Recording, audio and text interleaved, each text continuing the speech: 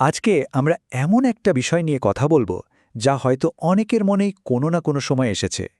এটা এমন একটা প্রশ্ন যেখানে বিশ্বাস আর যুক্তি যেন মুখোমুখি এসে দাঁড়ায়। চলুন এই গভীর বিষয়টি নিয়ে আজকের আলোচনা শুরু করা যাক। তো প্রশ্নটা শুনতে একদম সোজা সাপটা, তাই না? যদি আল্লাহ সবকিছুই জানেন, তাহলে আবার পরীক্ষা কেন? মানে, ব্যাপারটা ভাবলে একটু খটকা লাগেই। সৃষ্টিকর্তা তো সর্বজ্ঞানী, অর্থাৎ তার কাছে আমাদের অতীত, বর্তমান, ভবিষ্যৎ সবই একদম পরিষ্কার। তাহলে এই যে দুনিয়াতে আমাদের একটা পরীক্ষার মধ্যে দিয়ে যেতে হচ্ছে, এর আয়োজনটা কেন? তিনি তো আগে থেকেই জানেন কে ভালো ফল করবে আর কে খারাপ, কে পুরস্কার পাবে আর কে শাস্তি। তাহলে পুরো প্রক্রিয়ার ঠিক দরকারটা কি? এই যে একটা জটিল ধাঁধার মতো লাগছে, এর উত্তরটা হয়তো লুকিয়ে আছে আমাদের খুব পরিচিত একটা শব্দের ভেতরেই। এই পুরো বিষয়টার জট খুলে যেতে পারে যদি আমরা শুধু একটা শব্দকে একটু নতুনভাবে দেখি, আর সেই শব্দটা হলো পরীক্ষা। দেখুন, সাধারণত আমাদের জীবনে পরীক্ষা কেন নেওয়া হয়? কোনো একটা অজানা তথ্য জানার জন্য, তাই তো? যেমন ধরুন, একজন শিক্ষক তার ছাত্রছাত্রীদের পরীক্ষা নেন এটা বোঝার জন্য যে তারা পড়াটা আসলে কতটা শিখেছে।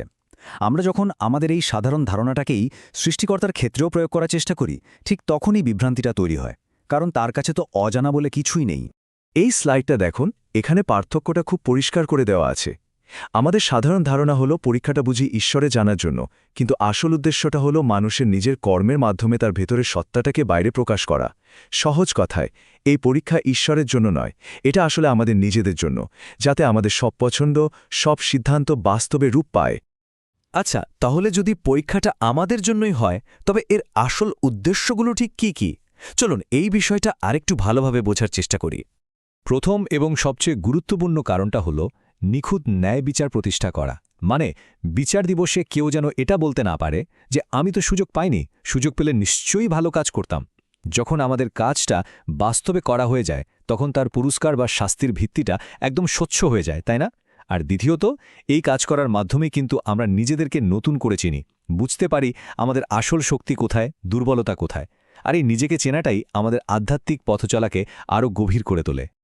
একবার ভাবুন তো, কাজ ছাড়া আমাদের ভেতরের ভালো বা মন্দ সত্তাটা কি? ওটা তো সেফ একটা সম্ভাবনা হিসাবেই থেকে যায়। এই পৃথিবীটা হলো সেই একটা মঞ্চ যেখানে আমাদের নেওয়া সিদ্ধান্তগুলোই আমাদের আসল পরিচয়টা গড়ে তোলে। আমরা কি হতে পারতাম সেটা বড় কথা নয়, আমরা কাজের মাধ্যমে নিজেদের কি হিসাবে প্রমাণ করলাম সেটাই আসল। কিন্তু এখানে এসে আরও একটা বড় প্রশ্ন মাথায় আসে। আচ্ছা, আল্লাহ যদি আমাদের সব কাজ সম্পর্কে আগে থেকেই জানেন, তাহলে আমাদের পছন্দের স্বাধীনতাটা ঠিক কোথায়? তার ওই জ্ঞানটা কি আমাদের ভাগ্যকে আগে থেকেই ঠিক করে দেয়? এখানেই আমাদের পূর্ব জ্ঞান বা ফোর নলেজের ধারণাটা একটু বুঝতে হবে।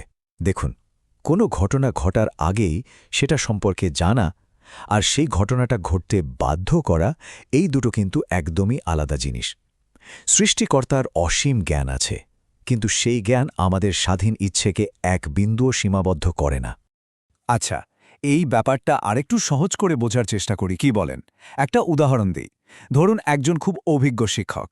তিনি তার ছাত্রদের এত ভালোভাবে চেনেন যে তিনি মোটামুটি নিশ্চিতভাবে বলতে পারেন যে কোন ছাত্রটা তার পরিশ্রমের জোরে পাশ করবে আর কোন ছাত্রটা সারা বছর ফাঁকি দেওয়ার কারণে ফেল করবে।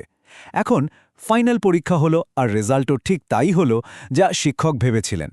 তো এখন প্রশ্ন হলো, শিক্ষকের এই জানাটা কি ছাত্রদের পাস বা ফেল করতে বাধ্য করেছে? না, একদমই না। তার জ্ঞানটা আসলে কি ছিল? এটা ছিল ছাত্রদের নিজেদের ইচ্ছা, নিজেদের চেষ্টা বা চেষ্টার অভাবেরই একটা প্রতিফলন, এর বেশি কিছু না। ঠিক একইভাবে ঐশ্বরিক জ্ঞান বাস্তবতাকে তৈরি করে না, বরং আমাদের স্বাধীন ইচ্ছের মাধ্যমে যে বাস্তবতা তৈরি হবে, তার জ্ঞান সেই বাস্তবতারই একটা প্রতিচ্ছবি মাত্র।